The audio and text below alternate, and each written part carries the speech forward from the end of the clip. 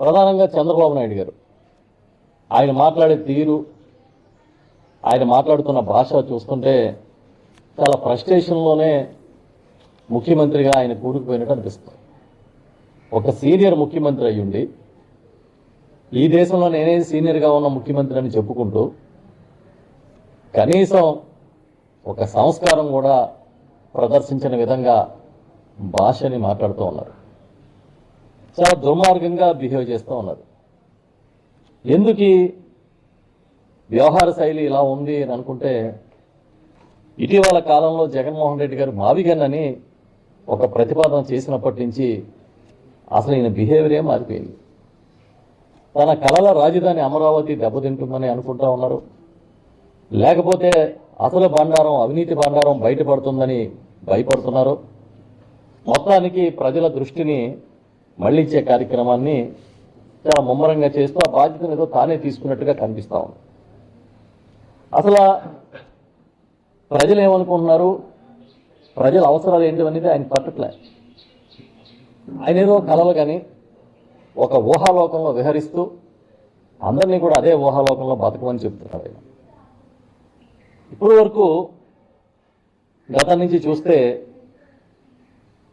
జగన్మోహన్ రెడ్డి గారు 3 రాజధానులను ప్రకటిస్తే మాకు విశాఖపట్నం అవసరం లేదు, కర్నూలు అవసరం లేదు, విజయవాడ అవసరం లేదు, అమరావతిగా నేను చెప్పిన ప్రాంతమే డెవలప్ అవ్వాలని చెప్పిన వాడు ఇప్పుడు మచిలీపట్నం అవసరం లేదు, గుంటూరు అవసరం లేదు, ఏదీ లేదు, నా కలల రాజధాని అది నీటిలో ఉన్నా నేల మీద ఉన్నా ఎక్కడున్నా కూడా నేను దీన్నే నిర్మిస్తాను అన్నట్టుగా ఆయన ముందుకు వెళ్తూ ఉన్నారు. సార్ అది కూడా ఎందుకంటే ప్రజలు ఆయన మ్యాండేట్ ఇచ్చారు. ఇచ్చిన తర్వాత ఏం జరుగుతుంది అనేది కొంతకాలం ఆగితే కానీ తెలియదు. ఇంచుమించుగా ఎన్నికలు జరిగి 2024 ఏప్రిల్లో ఎన్నికలు జరిగితే ఇప్పుడు 26 ఏప్రిల్లో ఉన్నాం. అంటే 2 ఏళ్ళు దాదాపుగా పూర్తయిపోయాయి. ఆయన అధికారంలోకి వచ్చినప్పటి నుంచి ఇది చేశాను నా మార్పు అని ఒక్కటి కూడా చెప్పుకునే పరిస్థితి లేదు. పైగా ప్రజలకి చాలా ముఖ్య అవసరమైన పథకాలు, ఆరోగ్యశ్రీ లాంటి పథకాలని నీరు గడిచేసి, ఫీజు రియంబర్స్మెంట్ వంటి పథకాలను ఎత్తేసే కార్యక్రమం చేసి, ఇవాళ ప్రజలకు ఏదైతే అవసరమో అది చేయకుండా నేల విడిచి సాము చేస్తూ ఉన్నాయి.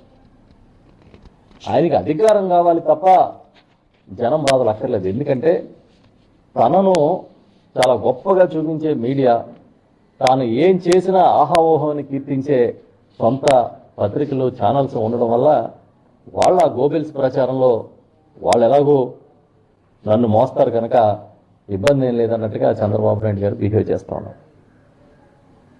ఈ మధ్యన కొత్తగా వైఎస్ఆర్ పార్టీ గురించి గొడ్డల పార్టీ అని మాట్లాడుతున్నాడు. దేనికి గొడ్డల పార్టీ?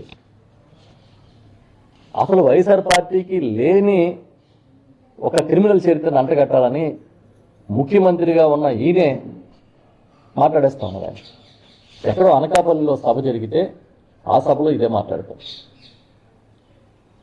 ఒక రాజకీయ నాయకుడిగా, ఫక్తు రాజకీయ నాయకుడిగా తప్ప నేను ఒక ప్రభుత్వాన్ని నడుపుతున్న ప్రజా అధినేతని, ప్రభుత్వ అధినేతని ఆయన మర్చిపోయి వైఎస్ఆర్ పార్టీని గొడ్డల పార్టీ అంటా ఉన్నారు. నేను అడుగుతున్నా, వైఎస్ఆర్ పార్టీ గొడ్డల పార్టీ అయితే తెలుగుదేశం పార్టీ ఏం పార్టీ? బాంబుల పార్టీయా? ఎందుకంటే గతంలో బాంబులు తయారు చేసిన చరిత్ర, బాంబులు వేసిన చరిత్ర మీకు ఉంది కదా. బాంబుల పార్టీయా? గుణపం పార్టీయా? ఎందుకంటే గోతులు తీసిన చరిత్ర, మిమ్మల్ని ఎవడైతే నమ్ముతారో వాడి వెనకాల గోతులు తీసే చరిత్ర, పొడి చేసే చరిత్ర మీకు ఉంది కాబట్టి గుణపం పార్టీయా? లేదంటే మీకు ఎలాగో ప్రపంచవ్యాప్తంగా కీర్తి ఉంది, రాజమార్గంలో ఎలాగో రాలేదు, వెన్నుపోటు పొడిచి వచ్చారని చెప్తారు కనుక మీది వెన్నుపోటు పార్టీయా? లేదా గోబెల్స్ వారసుడిగా మీరు పార్టీ నడుపుతున్నారు కాబట్టి మీది గోబెల్స్ పార్టీయా? ఎందుకంటే కట్టుకథల్ని, అబద్ధాలని ప్రచారం చేసుకుని మీ జీవితం అంతా రాజకీయం చేస్తారు కనుక మీది గోబెల్స్ పార్టీయా? మిమ్మల్ని ఏమని పిలవాలి, ఏ పార్టీ అని పిలవాలని అడుగుతున్నాం మేము. గుణపం పార్టీ అంటే బాగుంటుందేమో, పొడవుగా ఉంటుంది, దిగితే ఎంత దూరం నుంచి దింపేయచ్చు, గోతులు తీసే కార్యక్రమం మీకు తెలిసినట్టు ఎవరికీ తెలియదు కనుక. ఎందుకంటే ఒక ఎన్నికలో ఒక పార్టీతో ఒక ఎన్నికల్లో కమ్యూనిస్టులతో పొత్తుకుంటే మరో ఎన్నికల్లో బీజేపీతో పొత్తు, మరో ఎన్నికల్లో జనసేనతో పొత్తుంటే ఆ పార్టీతో పొత్తు లేకుండా ఒక ఎన్నికలు. ఏ పార్టీతో ఉన్నప్పుడు ఆ పార్టీని పొగటం, ఆ పార్టీతో లేనప్పుడు ఆ పార్టీని బూతులు తిట్టడం, వాళ్ళ వెనకాల గోతులు తీయడం.